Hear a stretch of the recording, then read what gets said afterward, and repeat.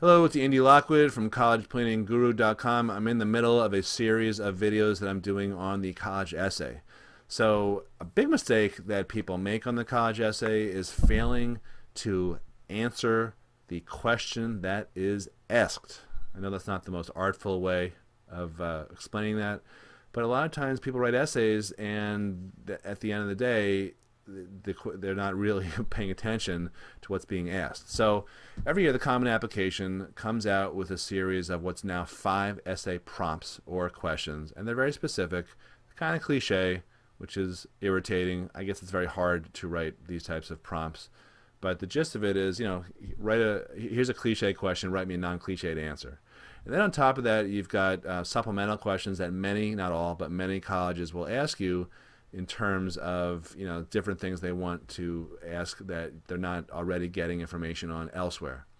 So the problem is, I think that many times kids will write stuff that they think admissions officers really want to hear, but it's not what they want to hear. They want to see that you can answer the question. So if you get a question about overcoming a challenge, that's really what you should talk about. But you should not neglect explaining how this made you feel, what you learned from it. So a lot of times people will answer part of the question. So one question is, reflect on an incident or time when you challenged a belief or idea. What prompted you to act? Would you make the same decision again? And a lot of times when I'm reading drafts of essays, kids answer only the first part, reflect on an incident when you challenged a belief or idea, and then they just kind of blow off the rest. But the rest is really the most important stuff. What you learned from it. Would you do it again?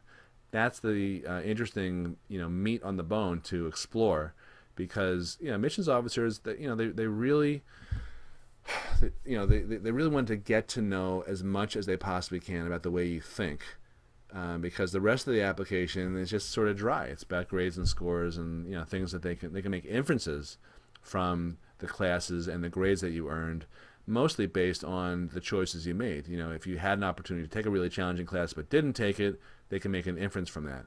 But an essay, that's your one chance in your voice to explain to the admissions officer, okay, well, this is really what I'm about.